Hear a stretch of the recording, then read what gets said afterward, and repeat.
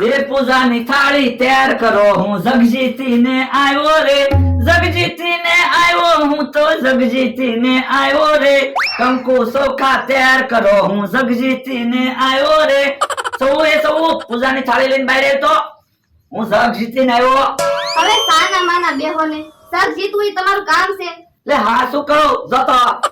હે તમે પાણીના જગની વાત કરો? હા ઓય રે તે હોય રે કઈ એમ નામ જગજીતી નથી થયો. ગામમાં લીંબુ સમસીની સ્પર્ધા હતી. 5 વખત સમસીમાં લીંબુ મૂકીને આમ જવાનું, પછી પાછું આમ ધોળવાનું. 3 વખત તો હું પડ્યો, તોય મેં સમસીમાંથી લીંબુ ન પડવા દીધું. હે તમે 3 વખત પડ્યા તોય સમસીમાંથી લીંબુ કેમ ન પડ્યું? તો એમ છે, જો સમસી આરે લીંબુ સોટાડી દીધું, એમ પેલો નંબર લીધો. ઓય રે તો એમ સર જીતીને આવ્યા એમ કયો ને. તો જગ જીત્યો અને 10 રૂપિયા ઇનામ હતું. તે તારી હાટુ પીળા સાંડલા લેતા આવ્યો. લ્યો બોલો મારે યલો ચાંદલા લાવવાના હતા. પણ દુકાને પીળા સાંડલા જ હતા. તો પણ ન લવાય ને. પણ હવે પીળા સાંડલા લાવ્યો છું તો રાખ ને. પણ મારે યલો ચાંદલા લેવાના હતા. પણ તમે હું માથાકૂટ કરો, પીળા ને યલો કહેવાય, યલો ને પીળું કહેવાય. હે બે હરકત થાય તો પણ હતું સમજતી તો હોય. પીળા તો સાંડલા લાવ્યો. આ પણ મને થોડી ખબર હતી. ઈ તો પીળી કાકી કહેતા હતા યલો ચાંદલા બહુ હારા આવે એટલે. ઈ તો પીળી કાકી નું નામ પીળી કાકી છે ને, એટલે એનું નામ ન બોલે, એલો બોલે. હવે ઈ વાત જવા દો, લ્યો પેંડા ખાઓ. હે પેંડા કેમ વેસે? એવું પાસ થઈ ગયો, પહેલો નંબર આવ્યો. એ પહેલો નંબર તો મારો આવ્યો.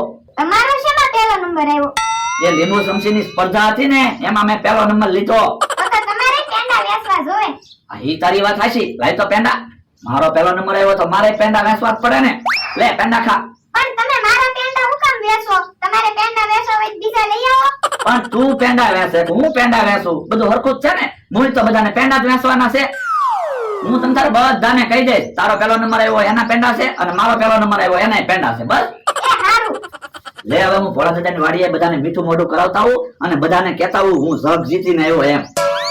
લ્યો બોલો, જગ જીતીને આવ્યો. હવે પાણીનો એક ફેરો વધારે ભરવા જવું પડશે. અત્યારમાં ચા નથી પીધી ને તે મજા નથી આવતી. એલા ચા બની કે નહીં? કેટલી વાર છે? એ હજી સા નથી બનાવી.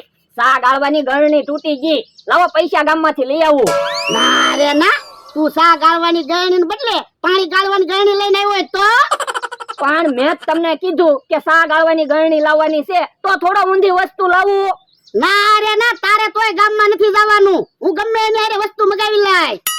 પણ તો તમે સા ગાળવાની ગળણી લાવી ગયો, બીજા થોડા આપણને ગળણી લાવી દે હે. તું મને હું સમજે? હું 500 વીઘાનો માલિક છું. મને કોઈ કામની ના ન પડે. તો મને ક્યાં વાંધો છે? હું તો ખાટલે બેહું. હે? એ બાપા, ખાટલે નથી બેહવાનું. વાડીનું કેટલું કામ છે જા. એ સા પીને પછી બધું કામ હું કરી નાખીશ. હે કેહો આવે છે? એની હારે સા ગાળવાની ગળણી મગાવી લાવ. એ ચા કઈ બાજુ જા? પાણી ગામ બાજુ જાય છે તો ગામમાં જ જાતા હોય ને. એ ગામમાં જાવ શું છે? એ તો હાલે ને, મારી હાટુ એક સા ગાળવાની ગળણી લેતા આવજે ને. એ બાપા, તું હું કઈ મને પગાર આપે તે હું તારું કામ કરું? આપણ તું ગામમાં જા ને એટલે કહું. એ ગામમાં જાવ છું ને તોય તારી હાટુ સા ગાળવાની ગળણી નથી લાવી. હું કઈ તારો નોકર છું? ઓય બાપા, એમાં દાંત હું કાઢે? તો તમે કહેતા હતા હું 500 વીઘાનો માલિક છું, મને કામની કોઈ ના ન પાડે. કે હા કે કઈ ના પાડી દીધી ને? આ તે ના પાડી દીધી, ના પાડી દીધી. એમાં હું થઈ ગયું?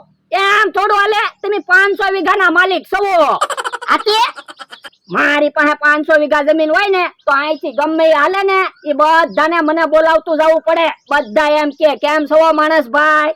અલ્યા એવું તો મને ગમે, પણ કોઈ મને ગણતું જ ના ને. શું કરવું કે લે? તો પણ મારી પાસે પ્લાન છે જ તે. બધા તમને નમીન હાલે તો? હે નમે તો મને ગમે જ છે ને. તો અહીંયા દોરી બાંધી દેવી, પછી તમને બધા નમીન જ હાલવાના છે ને. પણ અલ્યા રસ્તામાં થોડી દોરી બંધાય. પણ આપણે કહી દેવાનું એમ તો કપડા હુકવવા દોરી બાંધી. આ એમ થાય લે. તો એવું દોરી બાંધી દઉં. જોજો હમણાં મને બકુડો, મમરાભાઈ, કેહો, જમરૂક આમ તો બધા નમીન હાલે કે નહીં?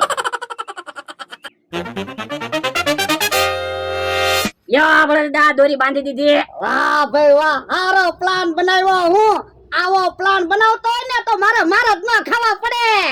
હે પણ હવે મારે ખાટલે બેહવા કેમ આવવું?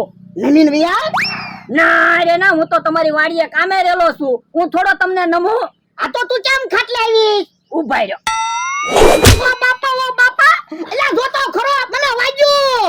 તો પણ મારે ખાટલે કેમ આવવું? આપણ નમીન વૈયા એમ તો કહો. ના રે ના, હું તો નમીન આવીશ જ નહીં. તમે જોવો હમણાં.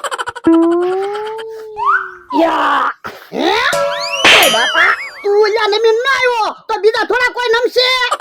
પણ બધા પાસે મારી જેવું મગજ થોડું હાલતું હોય. આ ઈ હાસુ તારું. હે બકુડો આવે છે. હમણાં જોઈજો ઈ નમીને તો હાલે કે નહીં. ખુશ રે ખુશ રે. એ હું તો ખુશ જ છું, એટલે તો જવો ને પેંડા વેચવા આવ્યો. હે શાના પેંડા વેસો? એ લીંબુ સમસીની રમતમાં મારો પહેલો નંબર આવ્યો. લ્યો પેંડા ખાઓ. હાલો આપણે લીંબુ સમસીની રમત રમવી છે. ઓય બાપા, હવે હું 500 વીઘાનો માલિક અને લીંબુ સંચીની રમત રમતો છું. એ રમતમાં કઈ 500 વીઘાના માલિક ને એવું કઈ ન આવે. હું તે પતરાવાળી ઓરડીનો માલિક છું, તો એ રમુક ની લીંબુ સમસીની રમત. બકુલભાઈ એ હારી જવાથી બીવે. સાનો મનો બેહને. એ હારું, હું તો બેહો તેમી. હું તો વેલા કાકાને ને બધાને પેંડા દઈ આવું. કેમ બોલા દાદા? બકુલભાઈ નમીન આલ્યા ને હા હો તો તમે જોઈજો ગમે અહીંથી નીકળશે ને બધા તમને નમીને જ હાલશે. સારો પ્લાન બનાવ્યો હું.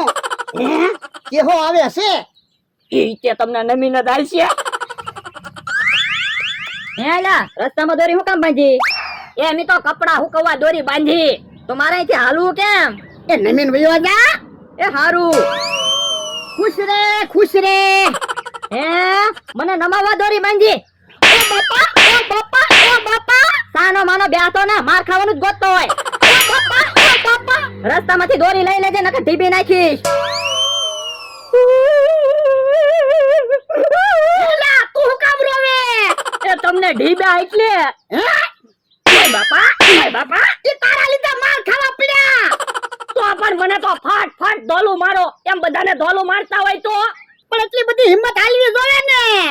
તો પણ મજબૂત બની જાવ ને. બોલવાનું ઓછું એટલે ધોલું જ મારવાની. તમે તો ખોટી રાઈડો બહુ પડ્યા કરો. એ હાસુ તારું હો. હાલ તો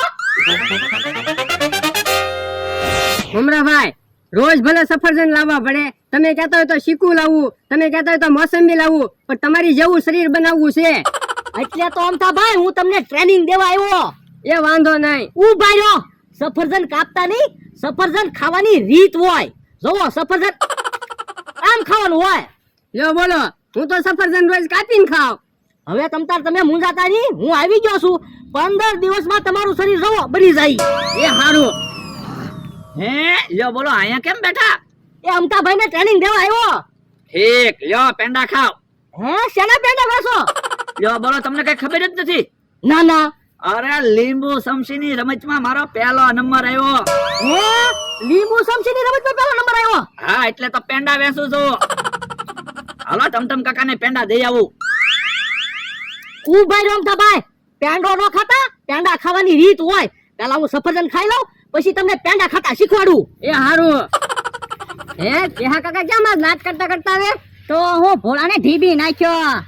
પણ ભોળા દાદા તમે હું કામ ઢીબ્યા? ઈ ક્યાં તમારું નામ લે? કેમ ઉભા રહી ગયા? તો આપણને કેમ જવું? અમથો મમરાભાઈ છે. પણ ભલે ને મમરાભાઈ હોય, બીવાનું થોડું હોય. ભાગો હું પેલા હાલું. બોલો યો રસ્તામાં દોરી બાંધી બધાને નમીન હાલે ને એટલે. ડોહો છે ઘર ફદુડો, પણ આપણે એની જેવું ન થવાય. અમથા ભાઈ તમને એવું લાગે ભોળા દાદા છે ને હકીકતમાં હાવ ભોળા માણસ છે.